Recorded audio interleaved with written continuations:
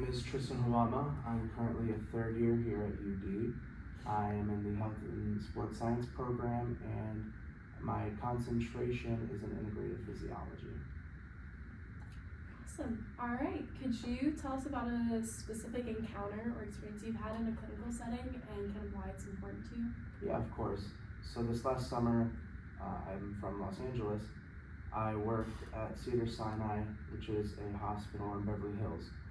I worked on the orthopedic floor, and I was really in charge of transporting patients post-op, into their rooms. And one encounter I had is I had to stay with a patient care technician and help them out with this patient. And this patient, I remember, just had double knee replacement surgery. And I'll never forget the way he was so optimistic about the entire thing. And this was my first week on the job. I had not a lot of experience, and I just remember how much he wanted to help me. And that was just the reminder of, this is a dual relationship. It's a mutualistic relationship between my position and healthcare and then the patient. I'm not just helping them, we're helping each other, because they're gonna make me a better professional, and then in turn, I'm gonna make them better in their health. And I'll never forget that.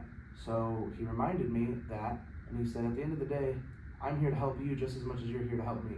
And he's an older gentleman, and he was very wealthy, and there's a golf course right across the street, and he said, I hope to be playing golf again next week.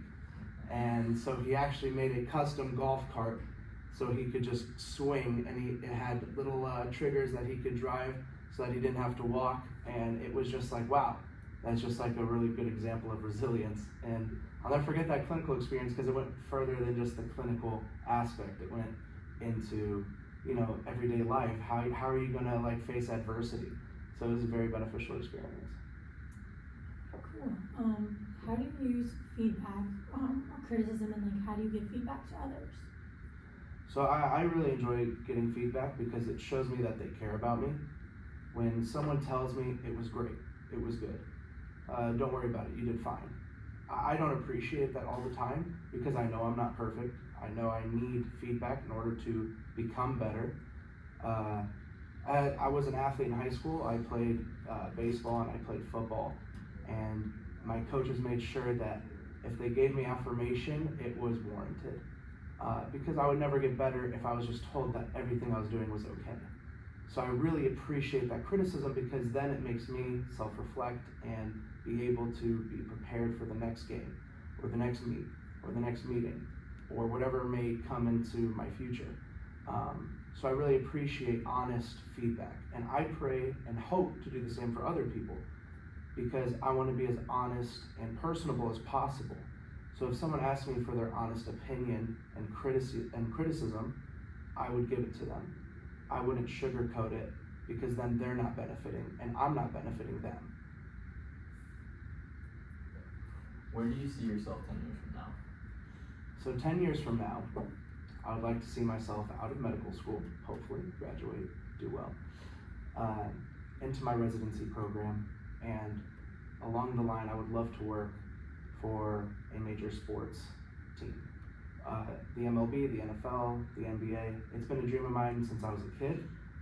I recently just finished up an internship with the St. Louis Cardinals, and that was an experience that changed my life, because that's my childhood team. Grew up in St. Louis as a kid, and so being able to do that was a reminder of how badly I want to do that in the future. So I really pray that after residency and all said is done, that I can maintain the relationships I made with that team, but put myself in that environment and be a part of a team. Be a team doctor, a team surgeon. That would mean more to me than anything. I'll never forget my grandfather. He used to always tell me when we'd watch Laker games together, he'd always be like, when LeBron James or when Kobe Bryant, when they get injured, you have to go and help them. And I was like, okay, I will. He's like, okay, if Kobe tears his Achilles, you have to do the surgery. You're not good enough to be on the court, so you better help them off the court. And I was like, okay, you're right. So I'll always remember that, and I pray to keep that motivation post-residency, post-medical school. So that's where I see myself in 10 years, healthy, successful, hoping to stay with the same dreams and aspirations I've always had. Alright, so who is the person you look up to and why? So my idol, since I was as little as I can remember, is Kobe Bryant. He's been like my father figure my whole life. Very early in my childhood, my dad had to leave many times for work and other ordeals. So as a kid, you idolize the guys you see on TV.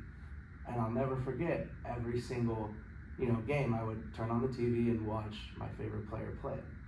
And at first it was kind of like you're watching like a god on the TV. And then the first book I ever got from the library that I checked out was the autobiography that came out in like 2006. So not a lot was done yet. And I remember reading it. I would read it over and over again. And I would always go to the library and get the Sports Illustrated kids magazines. And if there was anything, I would cut it out of the library and take it. And I would make like collages and stuff. But I just always admired his work ethic. And now that I'm an adult, I can really appreciate that. Because he never knew me, but like I really knew him. And I knew how much he dedicated, to his craft. And I want to do the same thing. It's that like mentality of working really, really hard for something you care about. And I want to do the same thing.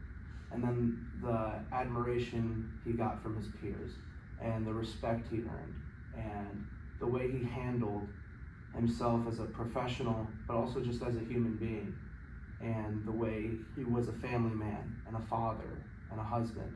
Those are all traits that I find like really admirable, and I pray that I can be half the man, that he was.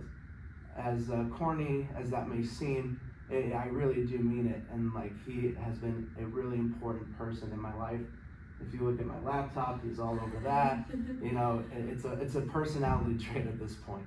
Kind of an obsession, but we'll leave it at that. What do you see as the biggest challenge to yourself in the future? I think the biggest challenge is my stress and load management. I think the concept of burnout is a reality, and the future hopefully will be bright, but there's a lot of things I would love to try and love to do, and this is a field that requires 100% all the time. So I think my biggest challenge personally is just staying committed to that. And that commitment is, if I can do that, I think I'll be okay. But just staying focused and staying committed, I think will be the hardest thing to continuously do for 4 years of medical school, 6 years of a residency, then out of residency, where are you gonna go? Are you gonna do a fellowship? Just that commitment to knowing that it's gonna be worth it, that there's a pot of gold at the end of the rainbow. That idea. I think it's a difficult one to kind of like comprehend, but if you could stay committed, I think it'll be all okay.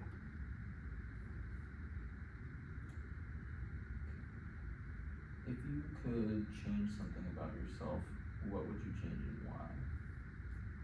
I think I would change, I get very overly competitive.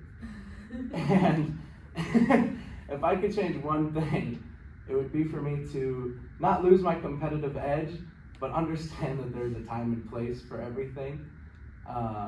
Like a quick story is, I used to play Xbox with my brothers, and if my little brother ever was beating me in Madden or 2K, I would turn the game off. I couldn't lose to my little sibling, right?